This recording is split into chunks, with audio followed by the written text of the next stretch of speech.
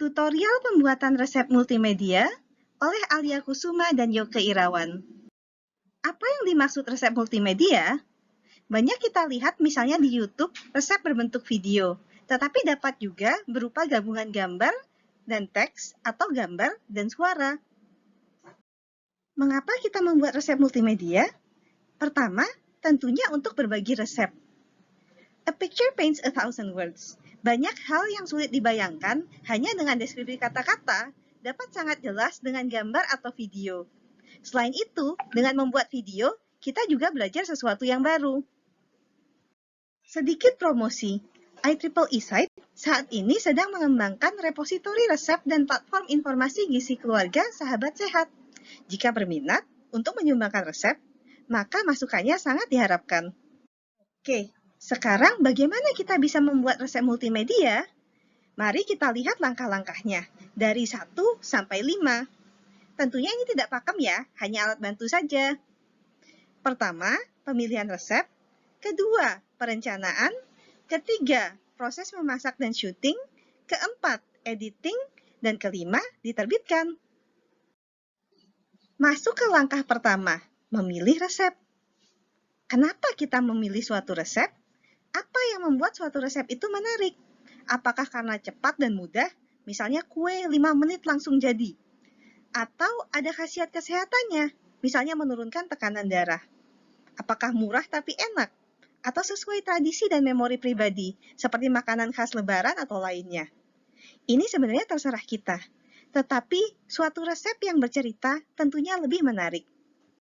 Sebagai contoh, di sini saya menunjukkan gambar ramen.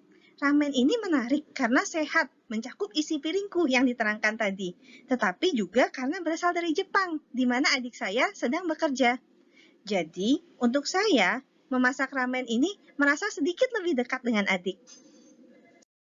Sekarang, langkah kedua, merencanakan dan mempersiapkan.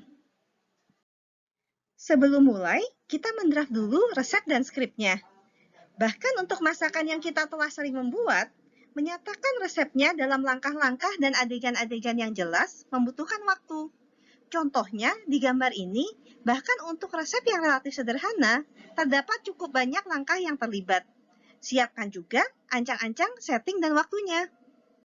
Berikut adalah contoh struktur resep yang digunakan di program Sahabat Sehat. Pertama, ada header yang menyatakan level kesulitan, waktu yang dibutuhkan, serta jumlah porsi. Jika ada alat khusus yang dibutuhkan, dapat disebutkan di sini juga. Setelah header, seperti resep standar, tentunya ada bahan dan metode pembuatan. Terakhir, dapat ditutup dengan tip dan trik, bahan pengganti, atau apa yang dapat dilakukan dengan makanan sisanya. Dalam kasus Sahabat Sehat, konten nutrisi juga akan diberikan.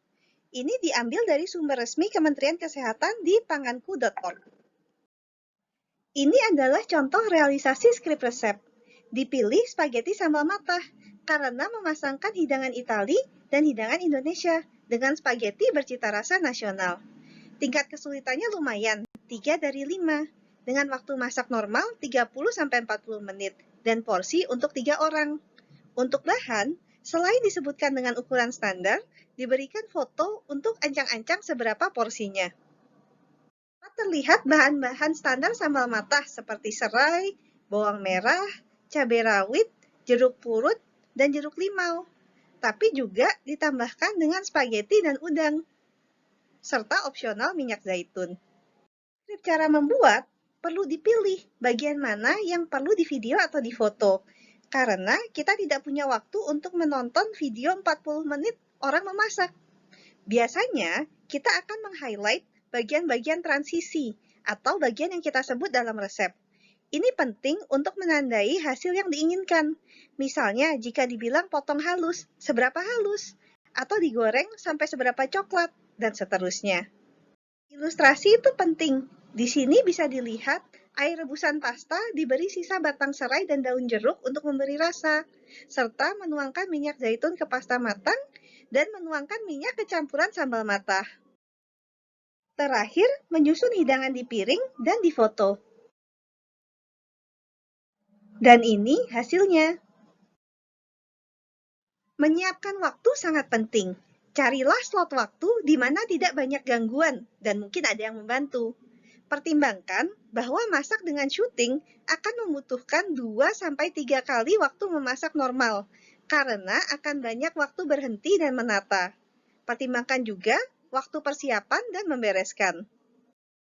Idealnya, masakan selesai dekat waktu makan. Namun perlu diperhatikan juga, terutama jika menggunakan cahaya matahari, supaya cahayanya konsisten. Bandingkan kedua gambar ini. Kita mulai memasak di siang hari, sekitar jam 3:30, di mana matahari masih terang. Namun selesai masak mendekati maghrib, sehingga lighting di tempat yang sama cukup berbeda. Sekarang, masuk langkah ketiga, tentunya masak dan syuting. Pertama, siapkan bahan, alat, tempat, dan waktu dengan baik. Jangan sampai ada yang tertinggal di tengah jalan. Setelah itu, kita mulai. Apakah kita butuh banyak alat khusus untuk membuat resep multimedia? Terdapat banyak alat yang dijual untuk syuting dan fotografi rumahan, dari tripod, kotak lampu, sampai berbagai alat lain. Namun, sebenarnya memiliki banyak alat bisa bagus tetapi tidak vital. Smartphone kita pun kualitasnya cukup baik. Kalau ada anak, saudara, atau lainnya yang dapat membantu mengambil gambar sewaktu kita memasak, tentunya lebih baik. Untuk pencahayaan, sinar matahari dari jendela adalah salah satu sumber cahaya ideal untuk pemotretan makanan. Jika agak mendung, malah lebih baik lagi, karena cahaya menjadi lebih soft dan bayangan tidak terlalu tajam. Jika dirasa bayangan terlalu tajam, dapat menggunakan kertas roti yang ditempel ke kaca jendela untuk menghaluskannya. Jika butuh pantulan lebih terang, dapat digunakan kertas putih untuk memantulkan cahaya kembali ke makanan. Lampu ruangan dari atas biasanya memberikan bayangan yang terlalu tajam, sehingga tidak ideal. Jika ingin menggunakan lampu, salah satu yang mudah adalah dengan lampu kecil dari samping makanan, atau disebut juga side light. Untuk warna, di sini kita bisa bereksperimen, karena setiap orang memiliki gayanya masing-masing. Misalnya, jika makanan sudah warna-warni, dapat kita beri latar belakang yang netral dan polos. Sedangkan, jika makanan berwarna netral, dapat diberi aksen seperti daun bawang atau cabai untuk makanan asin, atau buah, daun pandan, atau sprinkle untuk makanan manis. Terdapat banyak jenis kombinasi warna yang dapat dicoba. Di sebelah kanan atas adalah contoh konfigurasi warna komplementer, yaitu warna yang berlawanan posisinya di roda warna, di sini antara kuning dan biru. Di kanan bawah, ada contoh konfigurasi warna analog, di mana digunakan warna yang mirip atau bersebelahan di roda warna. Biasanya untuk konfigurasi ini, kita pilih skema warna yang hangat saja atau yang dingin saja. Jadi merah, oranye, atau kuning saja, atau hijau, biru, dan ungu saja. Untuk video, ingat bahwa suara juga bisa membawa informasi, seperti suara sreng-sreng waktu menggoreng. Terakhir, hati-hati, HP jangan sampai tercebur panci ya. Di sini kita lihat contoh paduan makanan warna-warni dengan latar belakang netral di sebelah kiri, serta latar belakang yang cukup kompleks di sebelah kanan. Untuk latar belakang yang kompleks, memang asyik untuk bereksperimen, tetapi sebaiknya hati-hati supaya tidak tabrakan. Untuk variasi, kita dapat mencoba berbagai sudut pandang dan jarak pengambilan gambar. Bisa juga meng-highlight tekstur dan tahapan masakan. Atau kita juga dapat menghias dengan bahan atau alat sesuai tema. Selain itu, kita juga dapat membuat gambar menarik dengan menceritakan sebuah suasana atau kegiatan, seperti sedang belajar, membawa bekal, atau sedang webinar seperti sekarang. Yang penting, berani mencoba dan berkreasi, baik dari resep, warna, maupun cara penyajian. Karena, bahkan makanan yang paling sederhana seperti tahu, tempe, dan nasi dapat terlihat indah jika ditata dengan baik. Nah, setelah selesai memasak dan syuting, sekarang keempat, kita mengedit dan memoles hasilnya. Pertama, dengan mengorganisasikan materi video, foto, teks, dan suara yang telah dikumpulkan. Mungkin tidak semua materi terpakai, tapi mungkin juga beberapa materi bisa kita pakai kembali di kemudian hari. Setelah tertata rapi, baru kita susun dan edit. Terdapat banyak alat yang dapat digunakan untuk mengedit video, dari yang paling sederhana sampai yang paling rumit. Untuk pemula, ada dua pilihan. Jika merangkai foto dengan narasi, tool yang paling mudah digunakan adalah PowerPoint. Kita dapat menambahkan teks, suara, dan video tambahan sesuai keinginan. Video ini dibuat dengan menggunakan PowerPoint sepenuhnya. Alternatif lain, jika mayoritas bahan kita berupa video, maka dapat dilakukan dengan Windows Video Editor atau iMovie. Tentunya, kita juga dapat melakukan mix and match di antara alat-alat ini. Misalnya, PowerPoint paling mudah untuk menambahkan teks di tempat yang kita inginkan. Sedangkan video editor mudah untuk menyambung-nyambung dan mengedit video sederhana. Sedikit ilustrasi. Sebagai contoh, cukup mudah menambah suara pada slide di PowerPoint.